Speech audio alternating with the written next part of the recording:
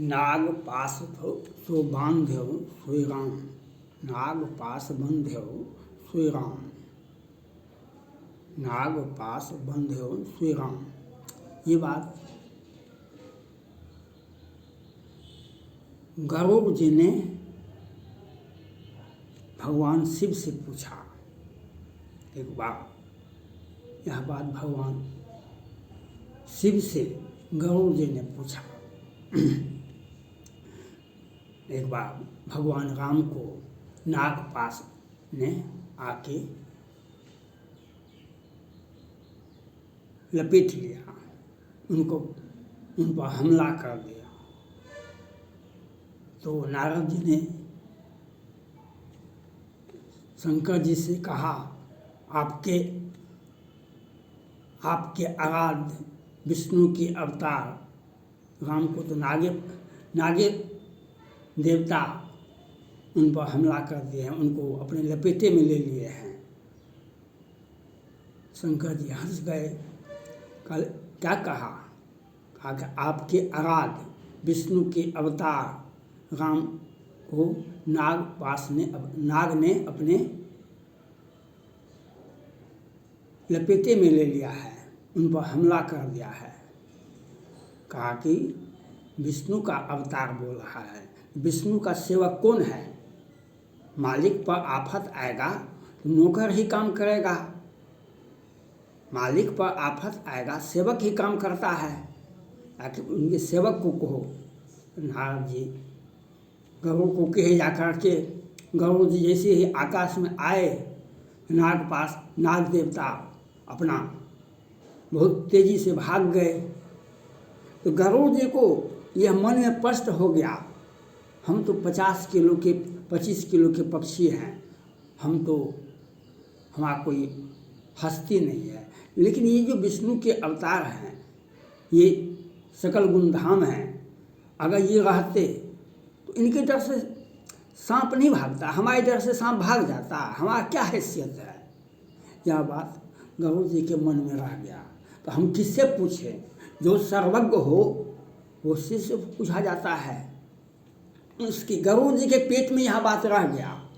जो हम छोटा आदमी हैं, हम पक्षी हैं, हम छोटा राज के राजा हैं, और जो तीनों लोक के स्वामी अगर रहते राम, तो क्या उनके डर से नाग देवता नहीं भागता, उनको ग्रहण कर लेता, उन पर हमला कर देता? तो यह बात उनको अपने खाया जाता था गरुड़ जी को। तो कहे कि भाई किससे पूछे? तो शंकर जी जा रहे थे, शंकर जी को पूछा। जो गरुड़ जी ने नाग पास बांध्यो सोई राम, नाग पास बांध्यो सोई राम। शंकर जी को गुस्सा आ गया। आपके देवता पर, आपके परिवार, आपके नारी समाज पर, आपके देश पर और आपके सभ्यता और संस्कृति पर, आपके आराध्य पर अगर कोई प्रश्न उठाता है तो उसका आलोचना होना चाहिए, उसकी तीखी भाषा का प्रयोग होना चाहिए। भगवान शंकर जी ने गरुड़ पर तीखा कहा कि हम तुमसे बात नहीं कर सकते हैं, उमा कैलाश में है, हम तुमसे बात नहीं कर सकते हैं। और तुम खग जाने खग ही का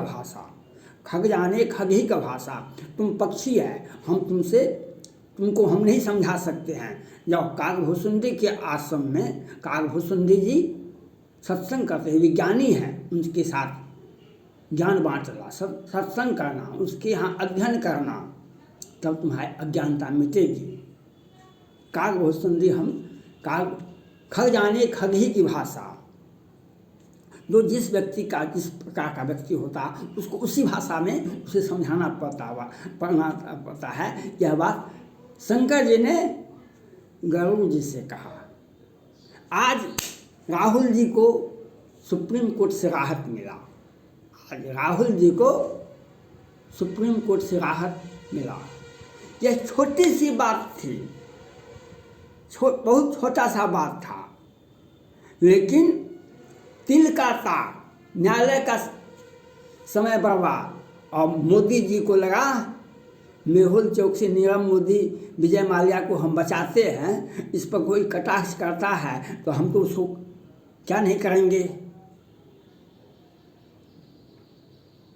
मेहुल चौक जो सच्चाई है, सच्चाई में तो कड़वा होता ही है। हम अगर एक बार बोले यह जजमेंट सही नहीं है, तब तो हमारे विरोधी में जो बैठे होंगे अगल बगल में, वह अपील या शिकायत कर देंगे कि इसने न्यायालय का अपमान किया है। बस हो गया, सेटिंग गेटिंग हो गया, आपको सजा हो जाएगा। कोई केस का अध्ययन भी नहीं होगा, क्योंकि 7/8 में chief justice of supreme court, तत्कालीन chief justice of supreme court आए हुए थे बिहार पटना। आनंद मोहन के केस के जजमेंट के बाद आनंद मोहन को निचली अदालत ने फांसी की सजा दे दिया था। वह हेट स्पीच था। आनंद सुप्रीम कोर्ट ने भी कहा हेट स्पीच है, फांसी से हो गया था। तो तत्कालीन chief justice of supreme court आए थे बिहार पटना। उन्होंने प्रेस कॉन्फ्रेंस करके कहा था, जो न्यायालय में जजमेंट के पहले सब मैनेजमेंट हो जाता है, किसे फांसी देना है, किसे रिहा करना है। सैकड़ों बिहार में ही और पूरे भारत में ही सुप्रीम कोर्ट में ही बड़े बड़े मामले फेंके हुए हैं। उसकी सुनवाई प्रधानमंत्री नरेंद्र मोदी जी ने कहा इसकी सुनवाई कीजिए। कहा कि हम करेंगे, अभी करेंगे, हमारा समय काल निकल जाएगा ना। बड़े बड़े मामले पेंडिंग पड़े हुए हैं, उसका लिस्टिंग भी नहीं होता है, और अभी आपका तुरंत सुनवाई हो जाता है। तीस्ता तलवार में एक दिन में 3 बार सुनवाई हुआ सुप्रीम कोर्ट में। अगर आपका और मनीष सिसोदिया का तो 6 महीना साल में भी जमानत ही नहीं मिला। और क्या कहते हैं, झारखंड के IAS पूजा सिंघल 150 करोड़ से अधिक का संपत्ति, 20 वर्ष की सेवा में, और सेकेंड हस्बैंड को अग्रिम जमानत सुप्रीम कोर्ट से ही मिला। सुप्रीम कोर्ट से ही अग्रिम जमानत मिल गया। बहुत सारे लोगों को, किसी को रात के अंधेरे में जमानत मिल जाता, तीस्ता तलवार जैसे व्यक्ति, जावेद जैसे व्यक्ति को, और किसी को हम खांसी किए इसलिए उनकी मृत्यु हो गई। हम खांसी किए ना, हम जो खांसी किए इसलिए उनका हार्ट फेल कर गया। इनको तो सजा होना चाहिए, इनको फांसी होना चाहिए। ऐसा भी निर्णय होता है, ऐसा भी देश में। और मोदी जी भी ऐसे करते हैं, न्यायालय भी ऐसे करता है। आज राहुल जी को जितना पनिशमेंट मिला वह सुप्रीम कोर्ट से, लेकिन जितना उनका मानसिक दबाव पड़ा, जितना वे तंग और तबाह हुए, जितना भीतर से कमज़ोर हुए, वह कल्पना से परे है। वह कल्पना से परे है। आप हमें, राहुल जी भी, आपको बोलने का अधिकार है, हमको एक्सप्रेशन करने का अधिकार है, हमको विचार, संविधान में स्पष्ट रूप से अभिव्यक्ति का अधिकार, ये हमारा फंडामेंटल राइट है। अभिव्यक्ति का अधिकार हमारा फंडामेंटल राइट है। लेकिन आपके विरोधी छोटी बात को भी इस प्रकार से उठाएंगे, जैसे कि जो मैंने कहा, हम जो खांसी किए उनका हार्ट फेल कर गया। अब वे हत्या कर रहे हैं दिन उजाले में। सुप्रीम कोर्ट, हाई कोर्ट कोई नहीं देख रहा है, और केंद्र सरकार भी नहीं देख रहा है, केंद्र गृह मंत्री भी नहीं देख रहे हैं, और हम अभी देख रहे हैं। राहुल जी को राहत मिलना चाहिए था, और छोटी छोटी बात को इतना तुल नहीं होना चाहिए था। न्यायालय का समय बर्बाद हुआ, और आप बड़े पद पर हैं, तो बड़े पद पर हैं, आपको मर्यादा का पालन करना होना चाहिए। रामचरितमानस में पंक्ति है, रामचरितमानस में पंक्ति है जो भूल गयो सकल समाज चढ़हि प्रथम लोभ मोह बसाओ, भूल गयो सकल समाज चढ़हि प्रथम लोभ मोह बसाओ। जब इस पंक्ति को तुलसीदास से लिखना शुरू किए तो लेखनी उनकी रुक गई, उनका हाथ आगे नहीं बढ़ा। तो हनुमान जी आए। आप व्यक्ति को गाली दे सकते हैं, व्यक्ति को गाली दे सकते हैं, व्यक्ति विशेष को आप कुछ भी कर सकते हैं, लेकिन किसी जाति विशेष को आप अपमानित नहीं कर सकते हैं, किसी जाति विशेष को आप अपमानित नहीं कर सकते हैं। हनुमान जी आए, भूल गयो सकल समाज। अब तो तुलसीदास जी का कल लेखनी ही हो गया। हनुमान जी आए, कहा कि तुम्हारे बनाने से नहीं बनेगा और नहीं बिगाड़ने से ये बिगड़ेगा, तुम इसके निमित्त मात्र बन के रह जाओगे। और हनुमान जी ने आके लिख दिए, भूल गयो सकल समाज चढ़हि प्रथम लोभ मोह बसाओ, भूल गयो सकल समाज चढ़हि प्रथम लोभ मोह बसाओ। वह समाज चला गया, वह समाज चला गया जो लोभ मोह में फंस गया। तो आप मोदी जी के बारे में आप याचिका दायर कर देते हो, मेहुल चोकसी, नीरव मोदी, विजय माल्या के बारे में सुप्रीम कोर्ट में। सभी को यह बात नहीं कहना चाहिए। और उनको याचिका दायर करने वाले तो आप उनसे भी तो पूछते, ये आप लोगों ने हमारी जाति का क्यों अपमान किए।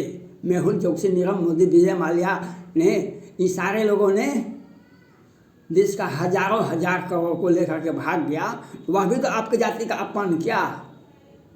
आपकी जाति विशेष में अगर कोई व्यक्ति बहुत गलत काम कर रहा है, आप उसका विरोध क्यों नहीं करते हैं। आज जो हरियाणा में घर तोड़ा जाता है, बहुत लोग नेताजी विरोध करते थे, लेकिन कल दिन को उजाले में जो हुआ तो वह उस पर क्यों नहीं बोले थे, इसके पहले काहे नहीं बोले थे। इसलिए हेट स्पीच नहीं देना चाहिए। माननीय सुप्रीम कोर्ट ने भी कहा हेट स्पीच नहीं होना चाहिए, लेकिन हेट स्पीच का अर्थ का अनर्थ भी हो जाता है। हेट स्पीच का अर्थ का अनर्थ भी हो जाता है। अर्थ का रामायण का भी समान शब्द ज्ञान नहीं होता है। हम उसका what is your meaning of Ramayana, what is your constitution of,